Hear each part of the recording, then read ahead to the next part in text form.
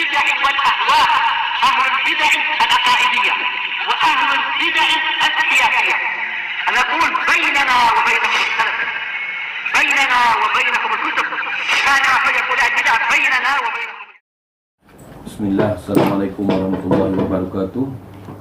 Afwan Afi titip satu soalan ni pada Syekh Abu Fairuz. Kalau definisi ulama kibar itu apa? Ada berjalan. Apakah salah satu tolak ukur ulama itu dikatakan kibar boleh dilihat dari usia tuanya, iaitu kalau sudah sepuh, sudah ubanan, sudah banyak pengalaman artinya dan seterusnya. Orang sebelah meyakini hal ini berdasarkan asar Ibnu Mas'ud. Berikut ini katanya: La yazalun nas bi khairin ma'ashadul ilma an kabrihim wa an umanaihim wa an ulamaihim. Iaitu manusia tetap akan dalam keadaan baik selama mereka mengambil ilmu dari orang-orang besar, dari orang-orang terpercayanya, dari orang-orang berilmu. Maka orang sebelah mengatakan kalau kabir pada riwayat di atas maknanya adalah umur, bukan ilmu. Sebab kalau makna kabir di situ adalah ilmu, nescaya akan tersebut dua kali. Dan tafsir seperti ini yang dijelaskan oleh Ibnu Qutaibah Ad-Dainuri, kata Muhammad As-Sewid, iaitu makna kabir adalah orang-orang yang sudah sepuh dalam ilmunya. Lantaran orang sepuh itu lebih banyak pengalamannya daripada yang usianya masih sedikit. Satu lagi dalil mereka adalah dengan diutusnya Rasulullah SAW pada usia 40 tahun, bukan pada usia muda seperti 25 tahun. Itu menunjukkan ketika usia tua itu baru pas, baru matang untuk diangkat menjadi Nabi. Dan ini pula yang menjadi rujukan mereka atas kalam Syekh Rabi' pada Syekh Yahya, yang mana dia bilang ini adalah suatu kebodohan ketika Syekh Yahya Al-Juri mengatakan, kami di sini Damasyq lebih mengetahui keadaan daripada kalian yang di sana. Maka Syekh Rabi' membantah ucapan Syekh Yahya, sampaikan kepadanya bahawa aku lebih dulu tahu tentang Damasyq sebelum dia dilahirkan. Pertanyaannya, bagaimana yang betul sisi pendalilan seorang alim itu dapat dikatakan kabir? Lalu bagaimana membantah sisi pendalilan mereka bila pendalilan ini salah? Baik, bismillahirrahmanirrahim. Yang pertama, kita harus mengetahui bahwasanya apa yang menyebabkan Ibnu Mas'ud radhiyallahu anhu mengucapkan yang seperti itu. Karena memang di zaman beliau, sebagaimana di dalam riwayat-riwayat yang lain, mulai banyak para pencerita-pencerita. Dan jelas di zaman beliau rata-rata generasi yang berikutnya itu yang datang, sebagian tidak berilmu, sebagian ilmunya baru sedikit, kemudian menyampaikan sesuatu yang aneh-aneh. Maka tidak heran kalau beliau mengucapkan yang seperti itu.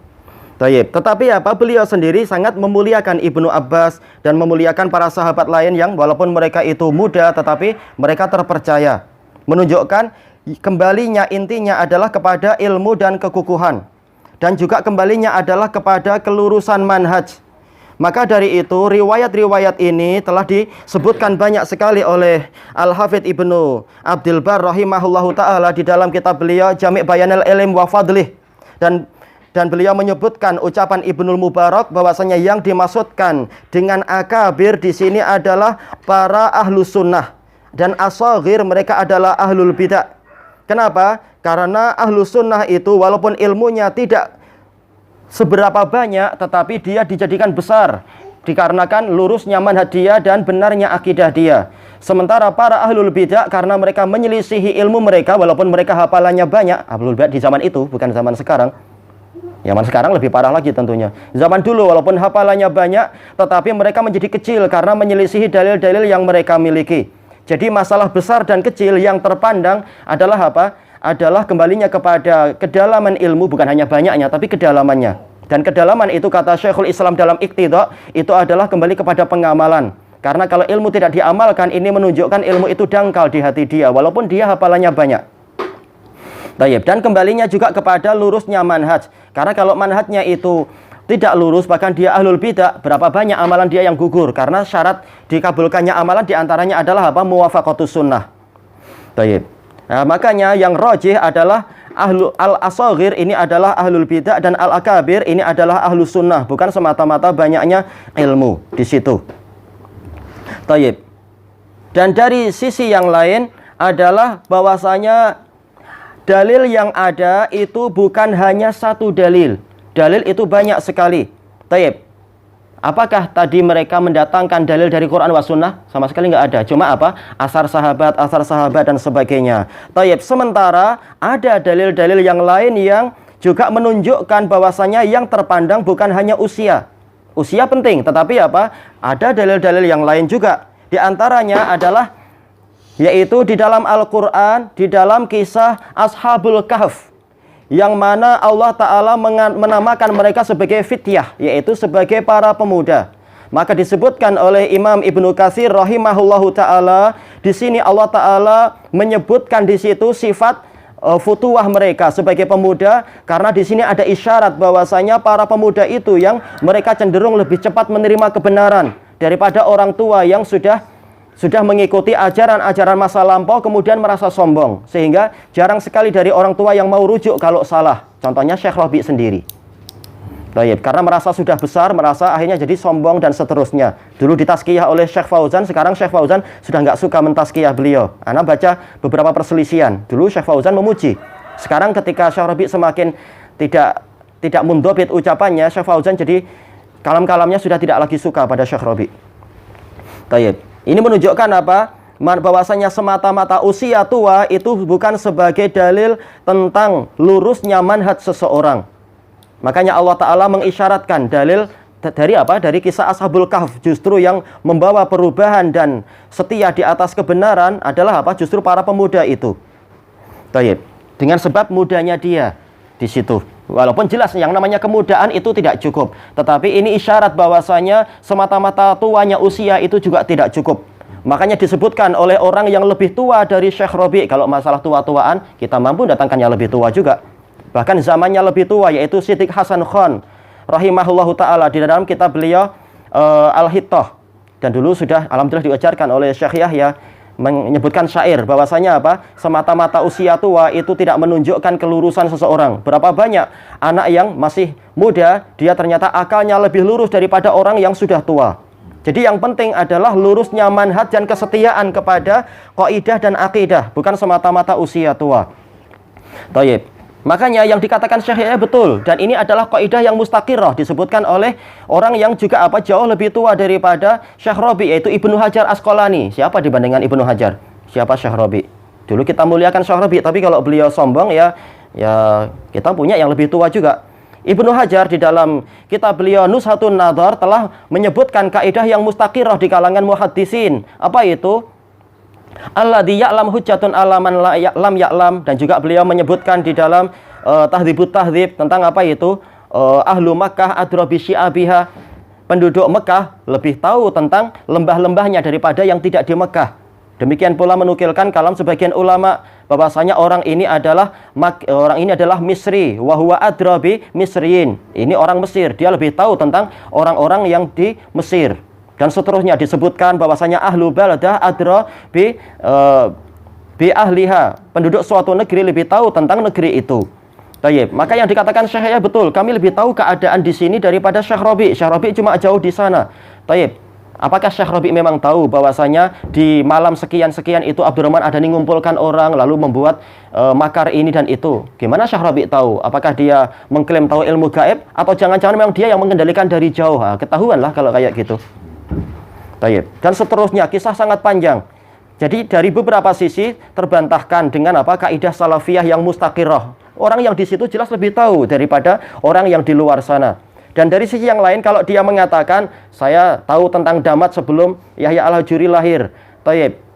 Kejadian Abdurrahman Adani dan makar orang-orang yang bersama dia, itu kejadiannya adalah apa?